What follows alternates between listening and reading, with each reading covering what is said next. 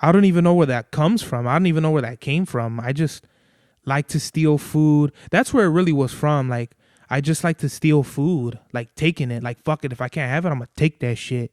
So with this kid, Freddie, I used to steal his like barbecue. It was like, I want to say like barbecue chicken sandwich, like a barbecue chicken sandwich. I remember stealing that, like his shit a few times from him. And I remember he literally was crying.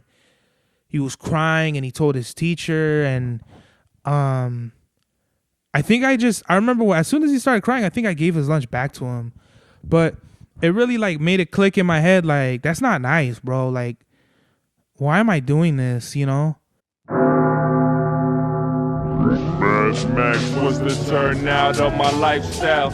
Smoking green, blowing white clouds to build the blue skies. Conversating with the gods by my wildflower to let them know that it's the God's hour. This love's the never-ending saga. Gods by my wildflower to let them know that it's the God's hour. This love's the never-ending saga. Gods by my wildflower to let them know that it's the God's hour. This love's the never-ending saga. Gods by my wildflower to let them know that it's the God's hour. This love's the never-ending saga. Walk through the sands of times like Gara. On the other side of that gad is karma. You wet Prada, the devil like inside your box now. While the angels fly over my headstone.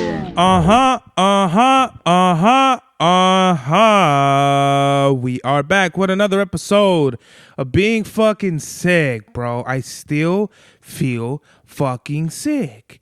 And the most bullshit part about this whole thing is that it got worse. Like, it feels like I have a sore fucking throat. It's the biggest bullshit I've ever had to endure. I've never been sick like for this long, like infected. I don't get infections. I just get fucking allergies. But here I am with a fucking a sore throat, and this shit is horrible. This shit is like really fucking annoying. Like, and then urgent care closes at 9, which is now already.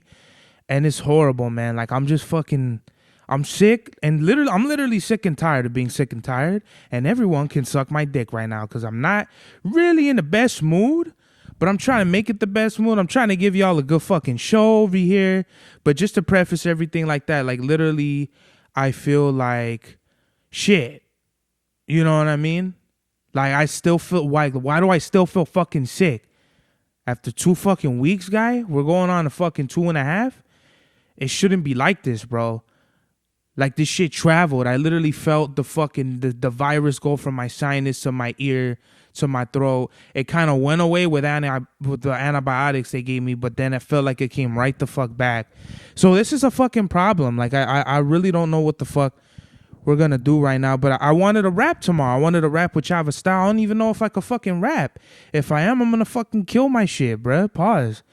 And it's fucking like, it's ridiculous. Like, I don't know what the fuck needs to happen, but some shit needs to happen, and it just fucking pisses me off. I didn't even expect myself to go, crazy, and I'm sorry if, like, I'm coming at y'all, or you feel like I'm coming at you. It's just like, I don't know if anyone, like, I haven't been sick like this since I was a fucking kid. On the last episode I told y'all with NC, and that was last week. I still felt sick last week, and then I got worse. How the fuck does that happen, bro? You know what I mean? Like, I'm trying to conserve my voice over here, but this shit is just whack as fuck. And today's mathematics is understanding and knowledge all being born to culture freedom. So we got to understand the knowledge that we're giving to the culture, and we got to free ourselves today. Peace. That was a weak sauce of mathematics too, but whatever. Like, you know what I mean? Just, we got to gain some sort of understanding from the knowledge we're giving out. You know what I mean? Culture freedom's a hard one, but like, because it could go so many ways, and I kind of generalize it, but we could just stick it to freedom. So understanding and knowledge all being born to freedom. So we could free our minds, and we could free our mental state of existence today by applying our understanding with the knowledge that we either give ourselves or we give other people. That's a great one. Peace. Awesome. I love that shit. So last week I kind of had the same drip check, but I didn't have the video with it because I had shot a video for Mantequilla, And shout out the homie Obi. But the settings, like I don't really understand like camera settings and shit like that. Like I'm starting to get a good like idea of it now.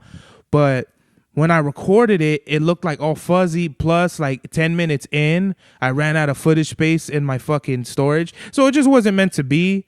And I think I'm still going to put the episode out, but it's not going to have any video. I still haven't put it out because I haven't edited last week's episode. But for today's drip check, I, wanted to give y'all kind of the some fit that I had last week. So we got the Scarlet Red. These are like super sexy, like fire, fire truck red, Scarlet, Oz Melons. Fila camel shorts. These are like awesome. I love these. These are very light and very like you could go running with them day to day if you wanted to put like some little fly shit on. This is really like for when it's hot. And it's like it's super weird because in the morning it was like cloudy, and as a matter of fact, early in the morning, like 2-3 in the morning, it was raining. So I thought like later, I thought it was gonna be cold all day, but it didn't. It wasn't. It was like it warmed up. It gets around like it's probably like in the high 60s in the morning, and then it gets to like the mid 70s by the day. Got the Imperial World Order, Alpha Pack, Imperial Tion, my Lucky Jade, Gold Tiger Chain, fucking Columbia sunglasses. These are the prescription ones, and then Chicago White Sox fitted. And so, right now with the Imperial, man, I'm just rethinking, recalibrating things, especially since I did my taxes. I don't know if I spoke on this. I don't think I have, because now that I'm thinking about it. So basically, I'm operating at a loss with Imperial, which is totally fine. I put a lot of money, like a lot more money than I thought. I thought, I put a cool band in, but I put a lot more than that, So, and I only got, fuck, man, did I even get a quarter? I don't even think I got a quarter of what I put in, like as profits. So basically what I'm trying to say is, as far as Imperial goes, I might have to just do DM to order when we do kick off the show that I'm gonna put on in May. I could talk about that now since I put it on my Instagram. But if you don't know, I'm throwing a show on May 24th, and 30 Miles went out and he posted it like without telling me. You don't have to tell me, but it's like he put it as like the second annual Bring Your Own Bars, which happened last year. But pretty much that's not, in my opinion, like he could think that's what it is, but that's not what I intended it to be. Really, it was kind of like this was going to be my show, and he kind of backed me up on it. And it just seems like he wants his name out there just as mine, which is fine. But it's kind of like going back to what NC said. It's like the communication thing, So I don't have like any like bad feelings or anything about 30 Miles. That's my dog right there. But it's just kind of I get it. He was excited. He just put it out. But I just wish that there was more communication and a bit more dialogue and understanding of what this is what it's actually gonna be for. So I don't even think I'm going to tell y'all, or I don't even think I told y'all what the show's going to be for. I think I'm going to wait until the beginning of May to put the cat, to bring the whole cat out of the bag, even though the cat's out of the bag. But, it's like me, I'm really like articulate and meticulous with the way I like kind of like brand myself or like put out my things. I don't ever want people like, I just stay like ahead of like, I don't know, like there's a certain way I operate, and like I'm like real Vince McMahon with it, where I just want things to be perfect in my own image, and if it's not perfect in my image, it like makes me go fucking crazy, So I just, anything that's like not in my image or in the image I have in my head, then I just cut it the fuck off and we keep it moving. So with being sick and all that, it's really weird. I feel like I'm salivating and shit, so I drink a lot of water, and then whenever I swallow, pause, it hurts, pause. So whatever, man. Just so for right now, Imperial is like the brand is going through a real recession almost, of just like I'm really going back to the drawing board and being like, okay, like what works, what doesn't work. Do I just put out any logo? I still want to put out a logo a month, and I still can do that, and I'm still willing to do that. The issue is if we do another year like last year, it's just gonna be fucking whack because I'm not gonna make any money. And this is a business. Like as much as I love to do it for the culture and for the people and to get the brand out there, this is still a business. So at the end of the day, I can't be taking a loss every year, you know. And if and I'm cool with it. Like if we have another year like last year to where I take like a loss in the thousands, that's fine. It's just this will be the last year I do it. And I think what I'll do is from 24 logos, I'll just pump out the ones I think people like the most and then keep at it like that. So whoever wants new logos, I'll put them on the bench and just be like, you have 24 logos to pick from. You know what I mean? So I'm really still figuring it out. I'm still like just thinking about things, and I've been thinking about it a lot. You know, I just released the La Merca Superior logo with the basically, what the fuck? These motherfuckers, man, with their car alarms throwing the whole shit off. This is why I need a real good studio, but I think this gives it like a home feel. But basically the La Merca Superior Michoacana logo, and I hope they don't come after me for the logo, but you know, everyone does it. Everyone takes ideas and they spin it in their own way. And you know, Migs was talking about it. Someone took his logo and added their own shit, and you know, he was kind of like, I don't want to say he was mad about it, but he was like, it just looks whack. Like their version looks whack or whatever. And I'm like, well, basically everyone does it to some extent. Everyone takes something and remixes it, whether it be like, I can't even think of some shit right now that like is pretty obvious in your face, but we've all heard like Kanye and like his designers taking from other designers, whether Kanye knew it or not.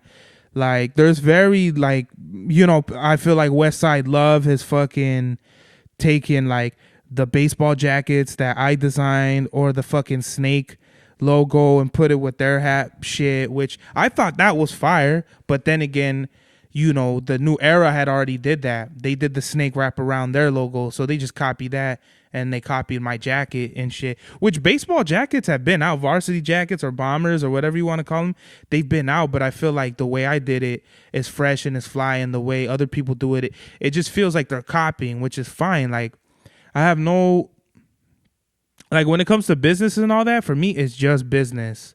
So I could really give less of a fuck whether people are out here biting and all this shit. I never take it personal because it's like, you know where you got it from. With me, I just keep it going. Like, oh, okay, like you're the one that Jody told, the homie Jody, shout out to Jody. I haven't talked to him in years, but you know, he's the one that told me if they're copying you, they're the ones that are behind. They're the ones that have to play catch up.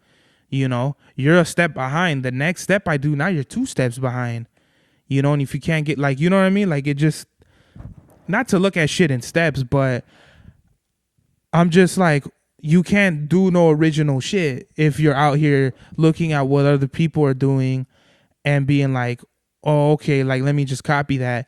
Now I will say that like the art of war that I do is if people really feel like we're competing, what I like to do, you know what? I'm not even gonna say that. I'm not even gonna say that shit. And we're gonna keep it going. Leave it as a mystery for y'all. I'm gonna leave it as a fucking mystery for y'all. Yeah, the less people know about what I do, the better. And that's just how I'll always operate because, you know, we're living in a weird world right now where shit is microwave, shit is left. Things like the clocks are moving backwards. And I feel like I'm one of the only people that are living in, like my clocks go forward, but everyone else's, their shit is backwards. So whatever it is, it's fine. I don't care. I think I've said that like 3 or 4 times now. So I got my emancipation. My last day was 2 days ago. I'm out of the valley, and You know what's so weird? We're gonna get the message of the day. You know what I find myself I was doing? I was doing the message of the day at the end when I already had a message of the day that was better in the like the beginning, or like just echoed it at the end. So when I left work, I didn't expect for everybody to have such a positive like not like a positive response to me leaving, but a positive response to me leaving in the way that they were like, we'll miss you. You know, you were really great to work with, and like you're always welcome back. That's what I got from like everybody, like the management, the crew, other shifts. And it was really something else, man. I didn't expect that. I really just wanted to leave quietly. I didn't want anybody to know I was leaving. I wanted to go on a really light note. You know, I really was gonna go in and just be like, you know, today's my last day. It was good working with y'all. Goodbye. And then when I passed probation, I remember all the bullshit I went to, I was gonna come out and shit on everybody. Like, fuck you, you were a dick. And like just sneak diss everybody. Like, even though some of y'all are some snitches and all that shit, it's like, thinking about it now, it's like not only is number one that is unnecessary, but number two, it's like you're burning bridges. You never want to burn bridges with anybody and any workspace, let alone that one. You'd never want to do it there. And like number three, it's just like it's tasteless. It's just not classy, you know. And I've always been like, I'm like self-righteous to the point where I'm better than this, you know. I'm not gonna stoop to your fucking stupid ass level just because you want to be a dickhead or an asshole about shit. Like, watch who is the fucking grown up here. I'm the fucking grown up, and I'm gonna show you why. And almost humble and belittle you in a way of how I'm gonna humble you, because while you thought it was cool to be this fucking guy, I'm gonna show you how it is to be the better man. You know, because you want to act like a little boy and a little bitch about shit. But it's cool. Like, actions speak louder than words. My work speaks for itself. Everyone loves me. And there's no reason to shit on anybody or burn bridges, because everyone knows. Everyone knows, bro. Everyone knows. Like my pop says, everyone knows who's who in the zoo. It's a great quote. But it's just, that's what it is. Everyone is looking and everybody is seeing these things. So the message of the, so when I left, literally like everyone hugged me. Everyone said they were going to miss me. It blew my fucking mind. The message of the day is like, you don't know who loves, like, you don't know how much people love you until like, not really until you say goodbye, but like, you just don't know how much people love you. And I feel like the message of the day is like, just appreciate the people that are around you, because trust me, man, like, I had no idea. I thought we were just co-workers. I thought we were just like, we work with each other. But you know, I left that place with a fulfilled sense of I accomplished and succeeded in my work there. I didn't leave going, man, like, this is like, you know, I didn't leave on bad terms. I left on very well terms, to the point where if I were to come back in a year for whatever reason, I don't want to go back due to some, you know, just other shit that I'll, you know, keep, you know, whatever to myself. Just, you know, I've said it before, like, there's certain aspects about that place in particular, how it's ran, I don't like. So I left. But the way I did leave, everybody fucking like had real good love for me. It tripped me out. And you know, I didn't get emotional about it. It wasn't like there was nothing to cry over, not even tears of joy, but it was just like almost like a fucking like salute, like fucking, I came here, I did my work, I made great friends, and I wished everybody success on their careers. And you know, I got an ovation from the whole crew. And I said, okay, like now I could really leave. I could really leave with that on my, like, as a badge of honor, with that pin on my hat. Like, fucking, I did, you know, Vini Vidi Vici, I came, I saw, I conquered, on to the next shit. I did everything I could, everything that was available to me, given what I had there. Now it's time to move on. and fucking on to better opportunities. That was in the valley. Yesterday I started in LA, downtown LA, where the work is very different. First of all, there's literally like 3 blocks of straight homeless people, like street.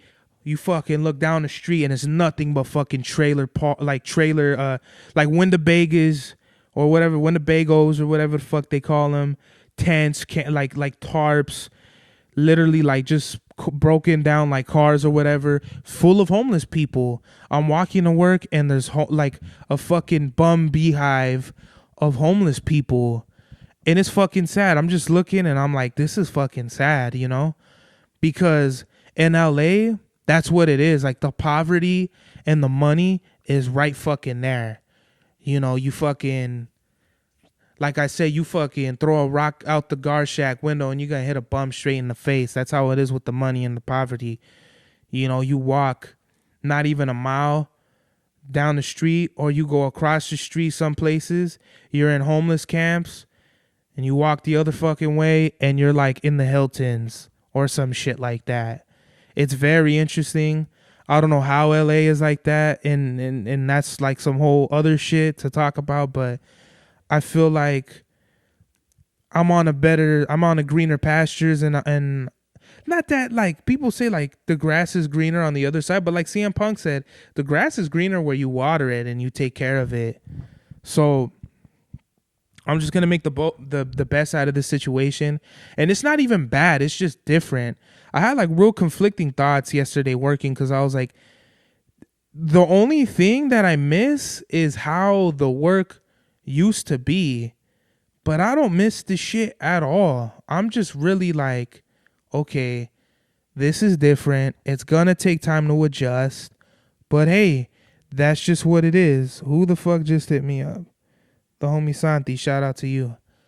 Trying to get a sneaker podcast going with Santi too, but who knows if that'll happen, because he stays in Hemet, and Hemet, for those of you who don't know, that's all the way the fuck out of here.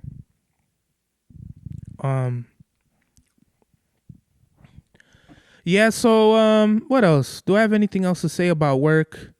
You know, I don't want to have this reoccurring thing where I talk about work every week. I really don't. But just, this is like real life shit. I'm very happy that I moved. I'm very happy with where I'm working now. It's a lot closer, putting less miles on my car, and wear and tear, and less gas money. But I still think I want to take out the amount of gas money from my bank just to like have like extras, you know what I mean? Like, just, okay, like, let me just go eat out, get a sandwich real quick. And yeah, I'm just very excited, and I hope that God blesses me with much more fortunate opportunities at this new place. I'm sure it will happen. So I guess just going back to the did we already, message of the day? I don't know. You don't know how much people love you. You really don't know how much people love you, so you might as well just be nice and be kind and be the best person you can be around people, because you don't know what people go through. Like me, I'm a very like lively person, like telling jokes. I'm very much kind of like this on the show now. Like, so if I'm really comfortable with you, I'll really be this guy, like, you know what I mean, fucking around, cracking jokes, and I just like to have fun. And trust me, like, working in the valley, there were days where I was like, man, like, what am I, just like the fucking clown, like the clown of everybody? Like, what is this? Like, am I just, the fucking everyone's entertainment? No. When I left there, I felt like a real sense of like, everyone, this is what I thought, that I felt like people thought like I was a good guy, and there was just a lot of love. So just, you never know who loves you. So just first of all, love yourself and love those around you. That was I could have just ended it right there, but just, yeah. I just felt like the message of the days, I fucking would put them at the end, and sometimes it wouldn't make sense. So I don't know. That was weird. Now, like, when I edit this, it's gonna be like, fuck, whatever. I have like a lot of bullet points, a lot of things from like 3 episodes ago I didn't even get into. where do we even fucking go?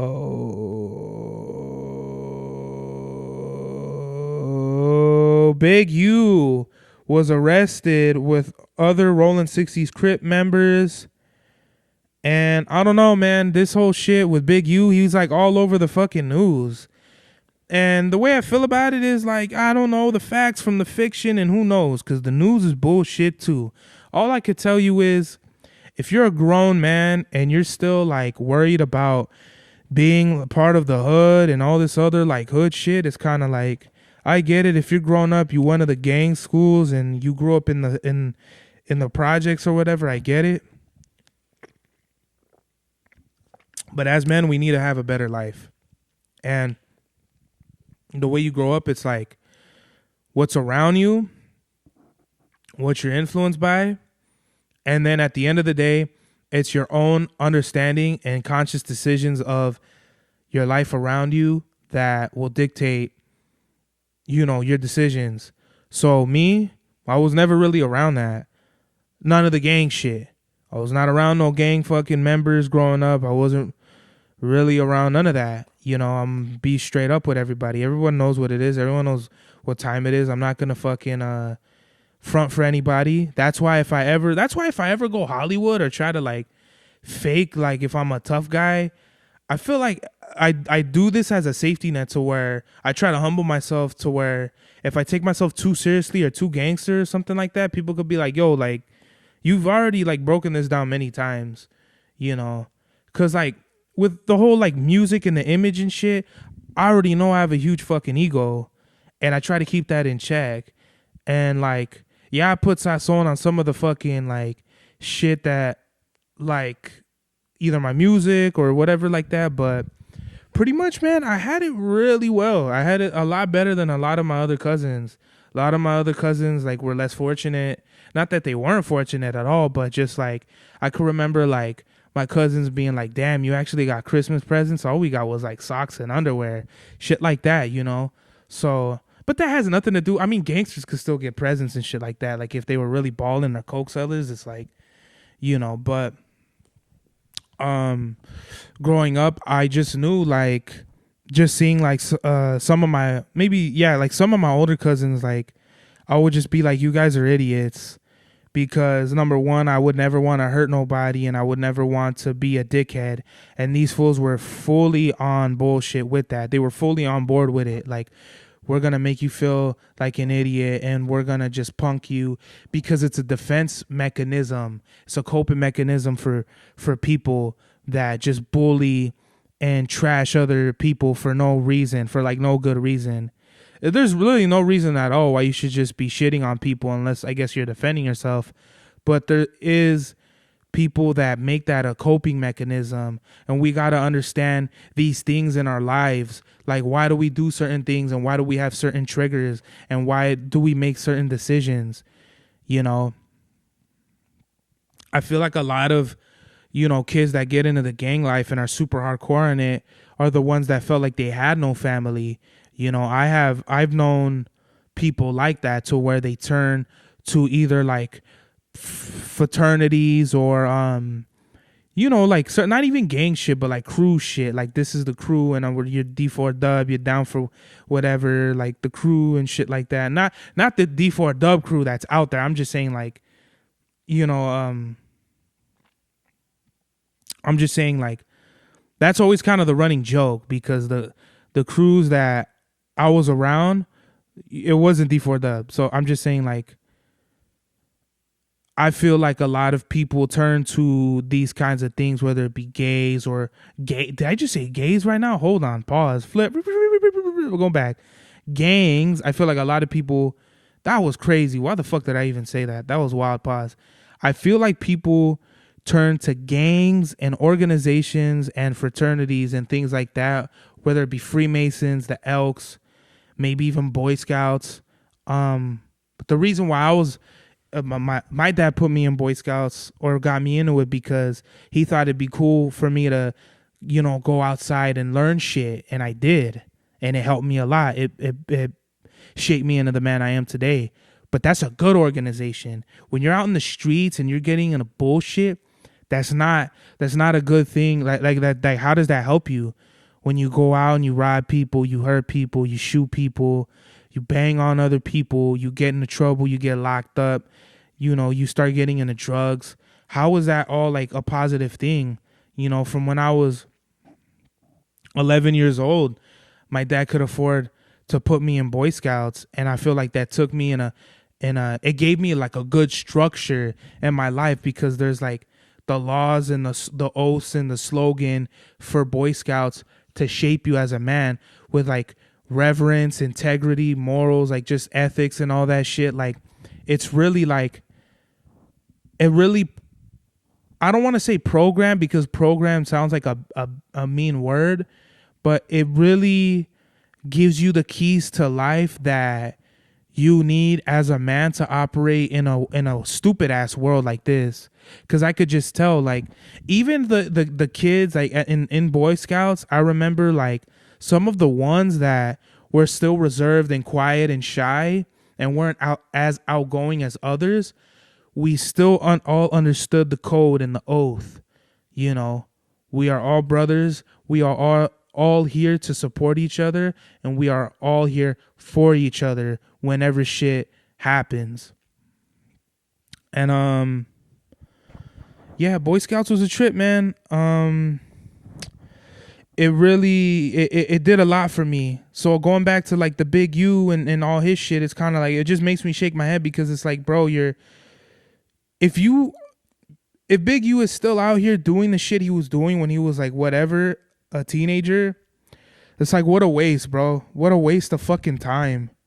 You had your whole fucking life to kind of go back and rework and re-fucking do some of the bullshit you were doing allegedly. I don't know if he was or not as a kid, but like, word on the street is Big U is like very respected, and there's a lot of things, right? He's got a lot of accolades, let's just say that. But me, I didn't grow up in that. Thank God I didn't grow up in that. I had a very well structured household, and I was taught that this shit is real. Like, you respect your peers, your elders, and you carry a sense of self-righteousness. But guess what? I've known other people that were in Boy Scouts, and they could give a fuck about it, for whatever reason. So it's kind of like like your environment, how you grew up.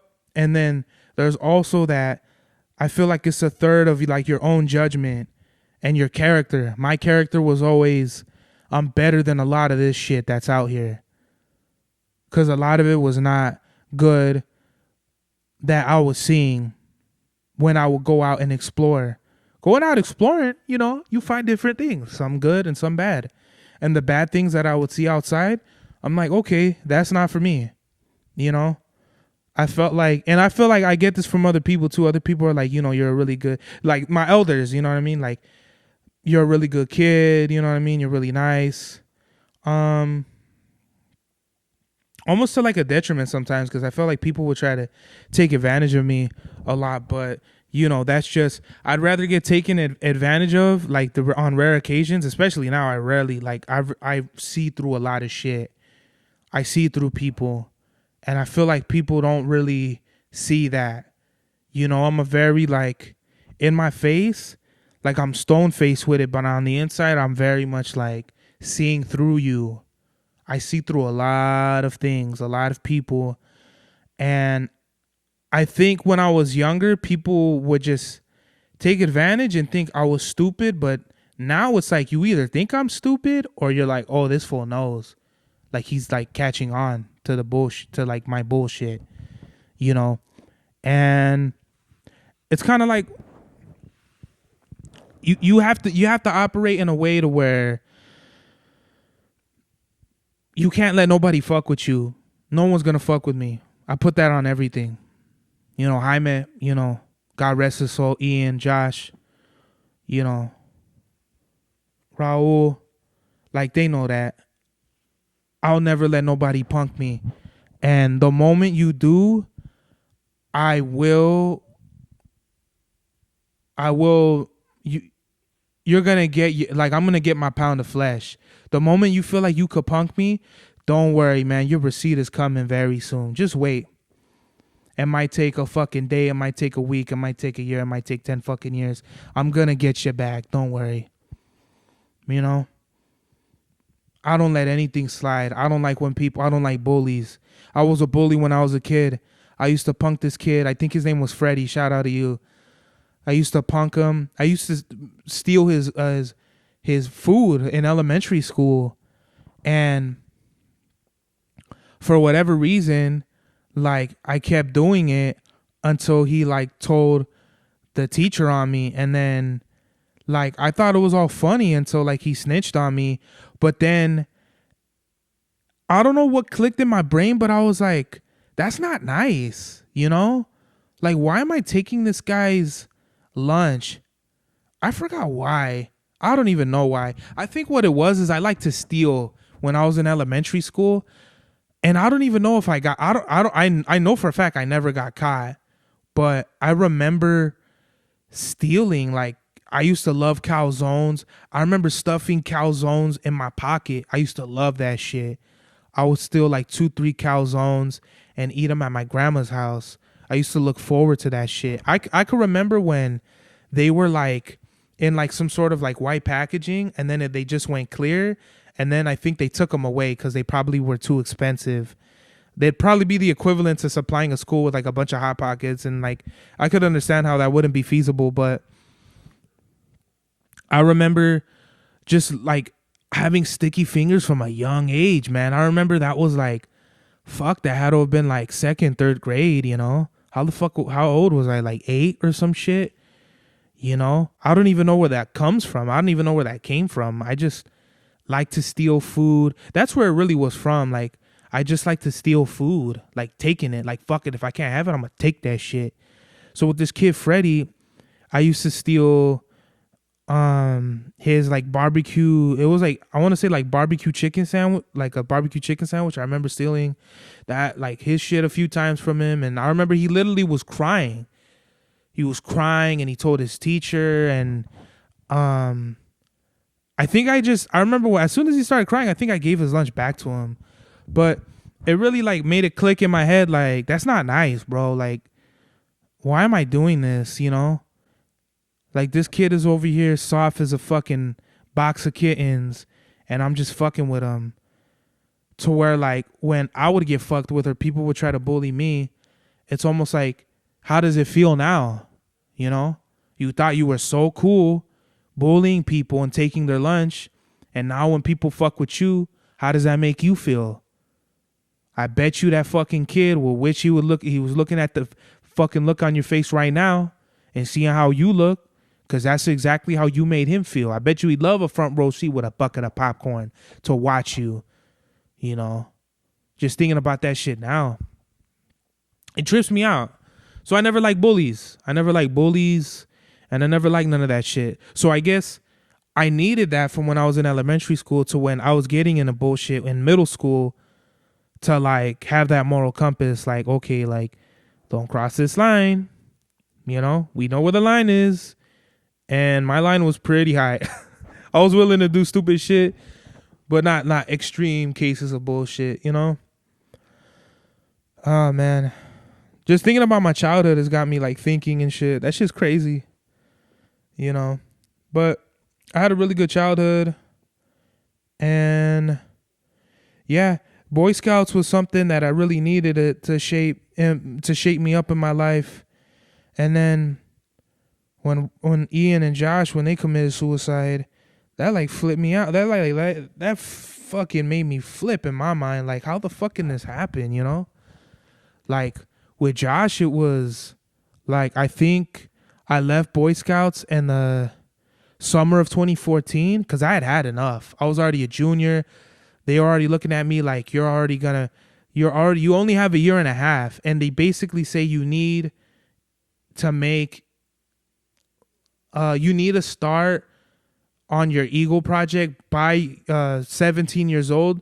So you have a whole year to make Eagle because that's it. Once you're 18, that's it. And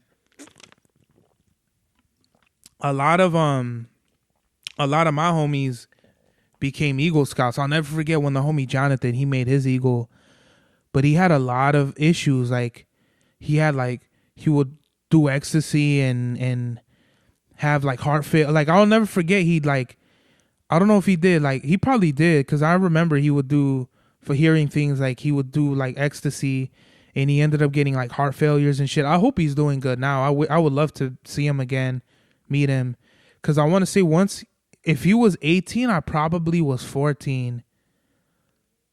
Like, yeah, I think he was 16 when I was 13. So yeah, he probably is like 30, 31 now. Which is crazy, because when I was a kid, he seemed a lot older than me. Like he just like was a more mature person in a way, or maybe he just looked older. I don't know. He was a knucklehead too, but I remember he made Eagle. A lot of like the crew that grew up like with Josh, like going back to Josh, all his homies, a bulk of them, a majority of them made Eagle. I think Josh made Eagle too. I could be wrong. But I remember when Jonathan made Eagle, it was like a big thing. Like we're all like, yeah, that's the homie. Like if he could make it, we could make it, And then like me and my cousin didn't make it. And I was just sick of it. By the time I was a junior, I hated, like, this is just making me think of like management and shit. Like I just always hated authority that didn't know what the fuck they were doing. I have no issue with authority, especially if it's very well, if the authority is really well at their job. Now I could see, like I said, going back to, I could see through people, the fucking people that are dicks and they just think they're leaders but they're really not. They're just there to have some sort of power. It's like, fuck you. You couldn't lead a pack of Oreos in a fucking Ziploc bag. You know what I mean? It's just like I just had a very, very well put, like, great hatred and defiance for authority that had no idea what the fuck they were doing. And so I honestly feel like, had I had the Scoutmaster when I first came in when I was 11, by the time I was 16, if he was still there, because I think the Scoutmasters are only there for 2 years. So I think if Mr. Garcia, shout out to him, he was really cool. I forgot who his sons were. His sons Carlos, and I forgot that other fool. I think it was. But if he was still the Scoutmaster, I definitely would have made Eagle, because he was really cool. He was really nice, and he was only our Scoutmaster for like that year. I remember his term went up very soon after I joined. So whatever, the past is the past, and we just learn from it. There's like, not every story has a happy ending. If it doesn't have a happy ending, we got to learn from some of the things, some of the mistakes, some of the pitfalls, and just analyze, like, why. I try to always do it myself. Why are these things happening, and what could we learn from it? Well, I learned a great deal, a lot, like fucking these labels and these badges and these titles and all that shit doesn't mean anything. It really doesn't. What I took from the Boy Scouts was brotherhood, respect, morals, respect your elders, respect your brothers. Respect that life is about discipline. You wake up a certain time, you do certain shit, you have fun, and you fucking go to sleep, and you make it happen again the next fucking day. And that's just life. You're going to wake up, go to work, get a check, get a girl, have a family, enjoy it. Enjoy the money you make, enjoy the family you have. And that's it. This is a very introspective God's Hour episode. This is the 4th time in a row. I had a whole bunch of shit that I wanted to say, but I just wanted to put that all the way to the side and really talk about some deep shit, because I'm really like in a contemplative mode right now that's super fucking weird, super interesting, but nonetheless it's very much needed. So yeah, Ian, and here we go with the dark shit. Ian, once I left Boy Scouts, it was like the summer of 2014. March the year after, he committed suicide. Josh a couple years down the line, not even a couple years, like 20. When did Solo-Fi drop? Was that 2018? I think it was. So, okay, so no, okay, so Solo-Fi Singles 2, The Dark Side, came out in April of 2018, but I started making tracks in 2017. So November 2017 was when I got the news that Josh, committed suicide as well. And like I said, like, you just never know who loves you. And I feel like had they known who loved them, they'd still be here. And fuck, man, I really wish I didn't end it like this, but you know what? It doesn't even matter because those were really my brothers. And we went through a lot of bullshit together, but you know what? We went through more fun times.